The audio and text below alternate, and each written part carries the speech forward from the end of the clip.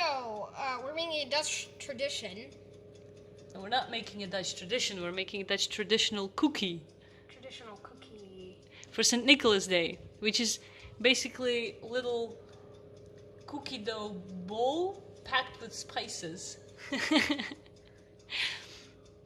All right, but I made it way more mathematical than it was before because I was trying to make a max portion, and so this was the optimal portion if the spaces are all the same.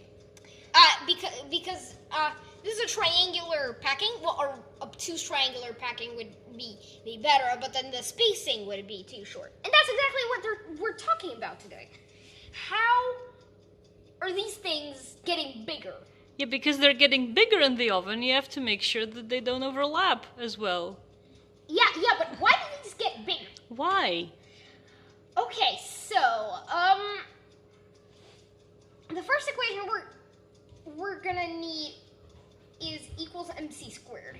And also we're gonna need, the first equation we're gonna need is that the density is related to the temperature. Because the hotter something gets, the more spread out the atoms are, because they're vibrating more. So it's becoming less dense. Hotter things are less dense. That's the first thing. Yeah. But the mass stays the same.